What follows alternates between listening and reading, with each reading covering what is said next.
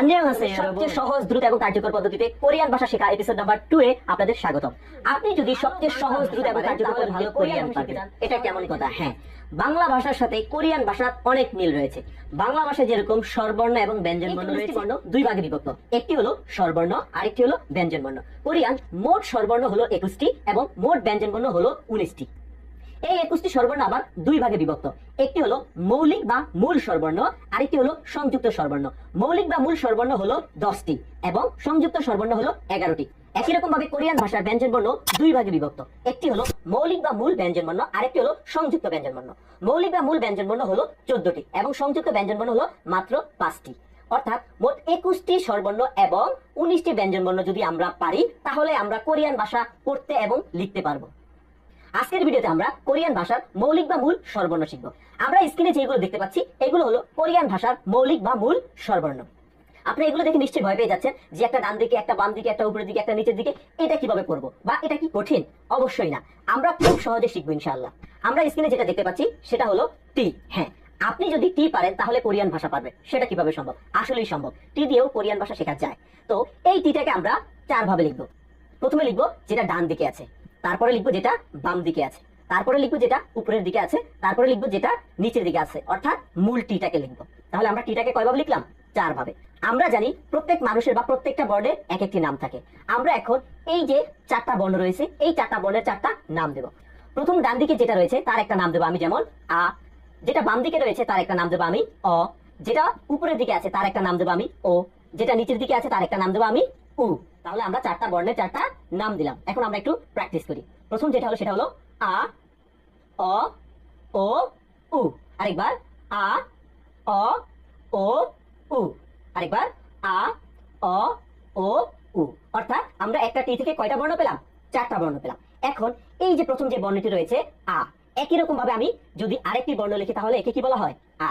কিন্তু এই বর্ণটাতে কয়টা স্ট্রোক রয়েছে? একটা স্ট্রোক রয়েছে, তাই না? একই রকম তার দুইটা বর্ণ হতে পারে না। এর জন্য আমরা একটু পরিবর্তন করব। কিভাবে পরিবর্তন করব? আমরা এই বর্ণটার সাথে আরেকটা স্ট্রোক যোগ করব। তাহলে হয়ে গেল দুটো স্ট্রোক। আমরা যেহেতু এখানে একটা স্ট্রোক যোগ করেছি, সেহেতু আমরা বাম পাশে একটা ই যোগ করব। তাহলে হয়ে গেল কি? ইয়া। আ, ইয়া। আরেকবার বলি, আ, ইয়া। একই রকম ভাবে অটাকে যদি আমি লিখে আরেকটা স্ট্রোক যোগ করি, তাহলে বাম পাশে একটা কি যোগ করতে পারি? ই যোগ করতে পারি। তাহলে অ কি হয়ে গেল? ইয়।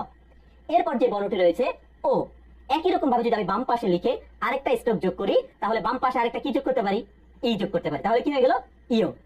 এরপর যে বর্ণটি রয়েছে উ, এই বর্ণটাকে যদি আমরা বাম পাশে লিখে আরেকটা স্ট্রোক যোগ করি, তাহলে বাম পাশে আরেকটা কি লিখতে পারি? ই। তাহলে কি হয়ে গেল? ইয়। অর্থাৎ একটা টি থেকে আমরা কয়টা বর্ণ পেলাম? একটা টি থেকে আমরা 8টা বর্ণ পেলাম। তার মানে টি থেকেও কোরিয়ান ভাষা শেখা যায়। এখন আমরা একটু প্র্যাকটিস করি।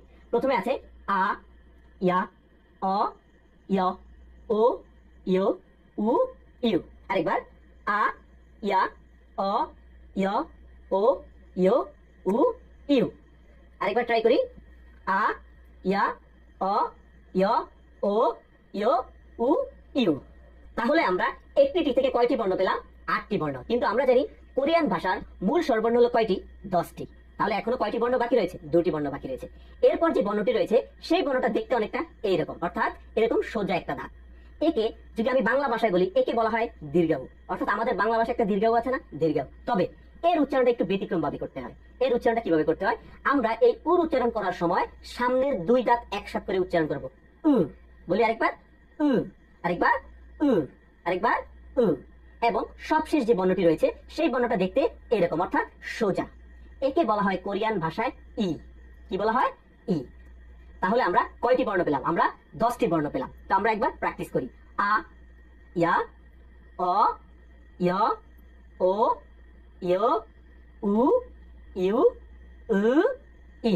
আরেকবার উ, ই। আরেকবার উ, ই। আমরা উটাকে সামনের দুই দাঁত চেপে বলবো, কিন্তু এটাকে আমরা নরমাল ভাবে বলবো। Their stories will help you understand